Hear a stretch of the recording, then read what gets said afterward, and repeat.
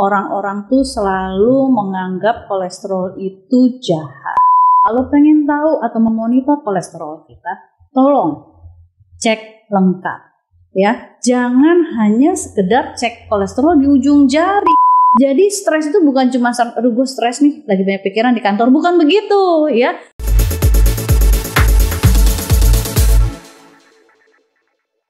Hai The Healthiers, ketemu lagi kita di sini. Kita akan ngebahas topik yang lumayan menarik tentang kolesterol bersama saya Dr. Grace di Dr. House Clinic, The Lifestyle Clinic. Oke, kenapa sih kok ngambil topiknya kolesterol? Kolesterol tuh kenapa ya? Selama ini kayak jadi momok. Orang-orang tuh selalu menganggap kolesterol itu jahat. Ya, atau malah ada yang dibilang kolesterol jahat dan kolesterol baik. Dan selama ini kolesterol itu dijadikan sebagai apa ya, kayak pemicu atau penyebab, salah satu penyebab dari serangan jantung, stroke dan lain-lain, sehingga orang benar-benar takut sama kolesterol. Jadi sebenarnya kolesterol itu jahat atau baik sih? Jadi sebenarnya kolesterol itu apakah benar yang bikin kita sakit jantung dan stroke? Sebenarnya kita mesti tahu dulu ya, kenapa kolesterol itu kok ada di badan kita ya. 80% dari kolesterol itu sebetulnya dihasilkan oleh badan kita, yaitu hati ya. Hati kita memproduksi 80% dari total kolesterol yang ada di badan kita. Jadi ya secara logikanya kalau badan kita sendiri yang memproduksi kolesterol, berarti ada gunanya dong kolesterol, ya kan? Dan sisanya 20% dari kolesterol baru kita dapatkan dari makanan yang sehari-hari kita konsumsi. Nah itu akan menjadi satu pemilihan yang harus kita cermatin. Bagaimana cara kita memilih makanan sehingga sumber kolesterol yang masuk dalam badan kita adalah kolesterol baik. Sekarang kalau emang 80% kolesterol yang dihasilkan oleh badan kita, berarti fungsinya buat apa? Oke, fungsi pertama dari kolesterol itu adalah untuk melindungi sel. Dinding sel kita terdiri dari lemak, lipid ya, dan kolesterol salah satunya. Jadi kalau dinding sel kita ada yang rusak, maka tubuh kita akan menyuruh hati untuk memproduksi kolesterol. Ya, itu fungsi pertama. Fungsi kedua, kolesterol itu adalah bahan baku dari hormon. Ya, hormon apa? Yang pertama hormon kortisol atau hormon stres yang orang-orang tahu. Jadi kalau kita dalam keadaan stres, maka badan kita membutuhkan hormon kortisol sehingga otak akan menyuruh ke kelenjar adrenal atau anak ginjal untuk memproduksi kortisol. Nah, ketika kelenjar adrenal ingin memproduksi kortisol, dia membutuhkan bahan baku. Lalu dia akan ngomong tuh sama hati kita. Hati, tolong dong, gue mau bikin kortisol. Tolong kasih bahan baku. Lalu hati akan memproduksi kolesterol dan kolesterol itu akan dibawa ke dalam darah. Dari darah akan masuk ke anak ginjal dan anak ginjal akan memakai kolesterol sebagai bahan baku untuk membentuk kortisol. Hormon apa lagi? Hormon seks, ya.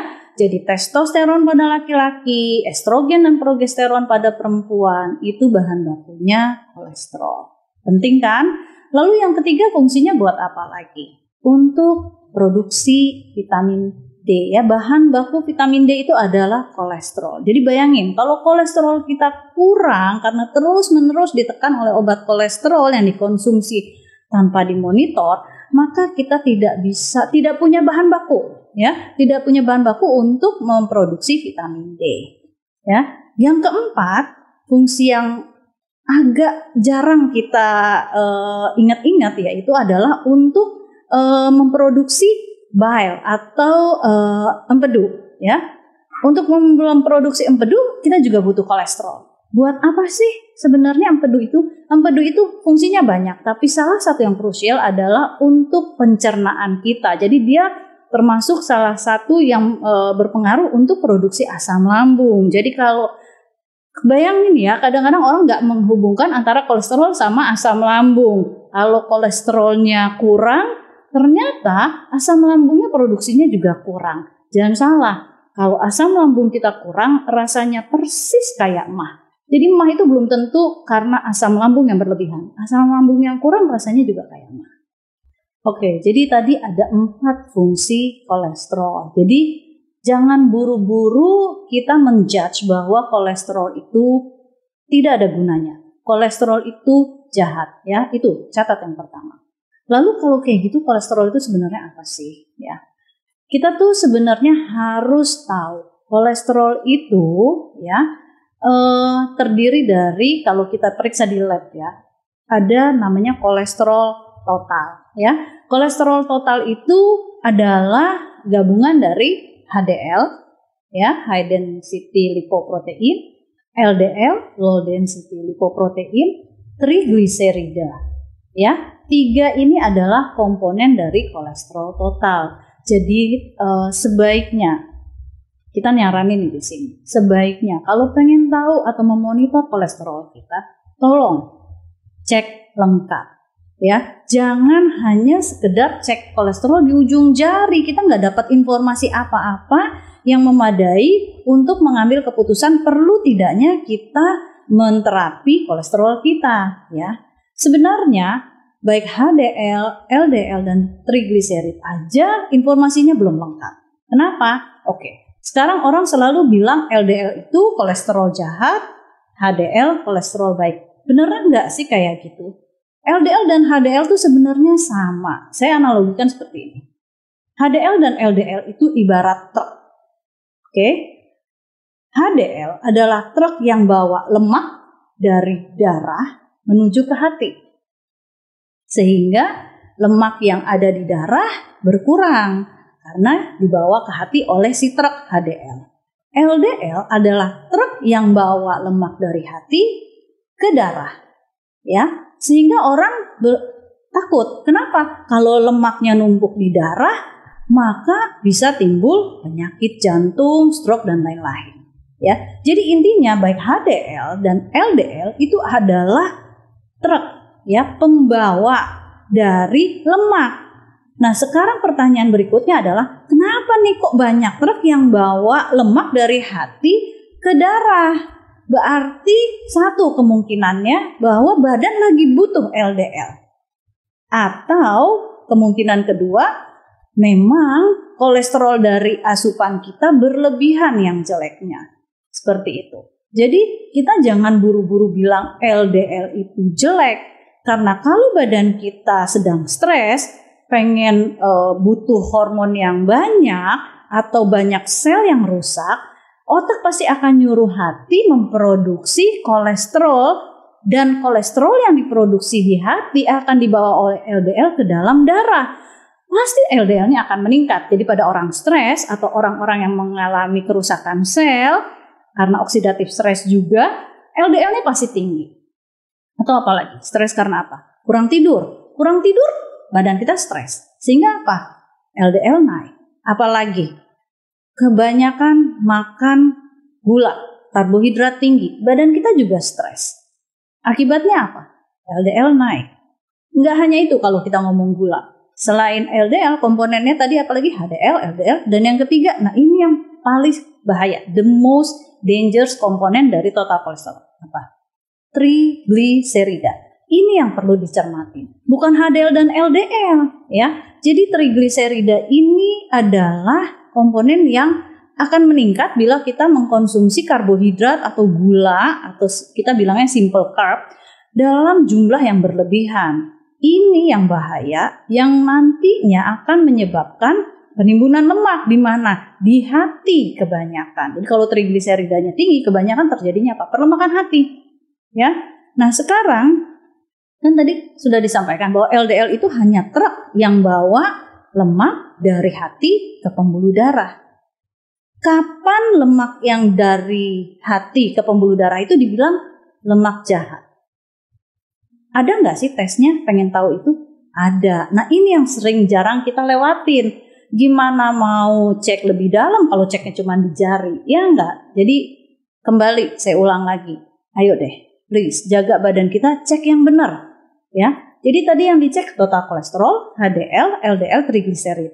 Lalu LDL yang si jahat ini katanya, supaya benar-benar tahu jahat nggak sih LDL, apalagi sih yang perlu diperiksa?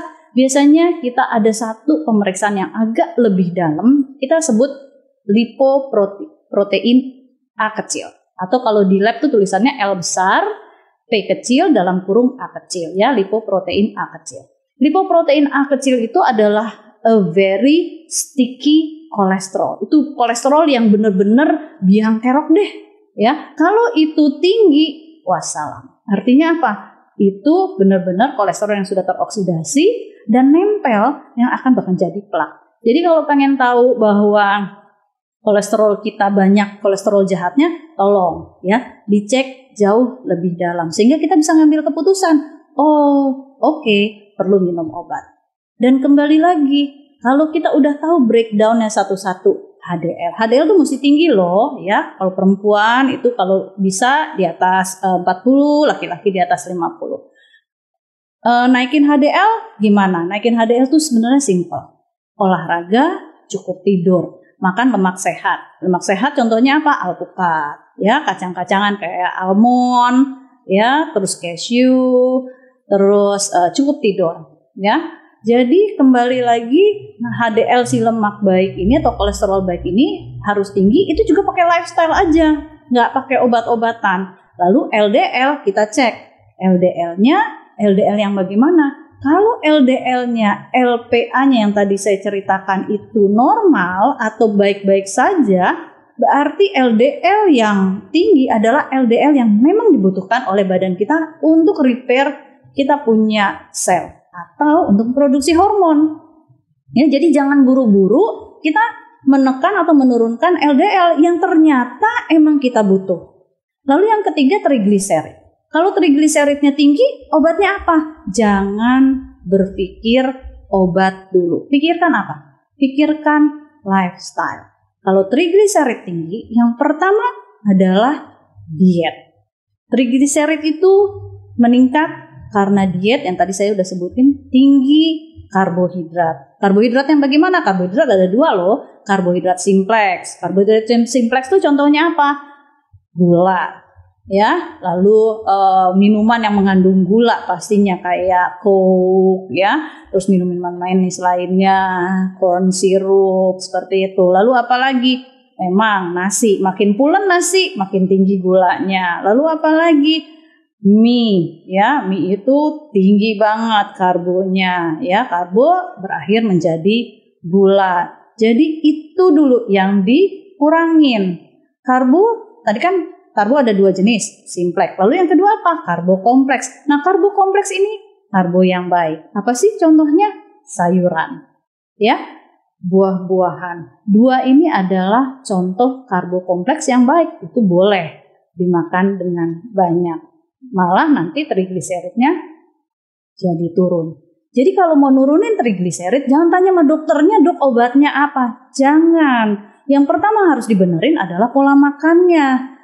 Turunin konsumsi karbohidratnya.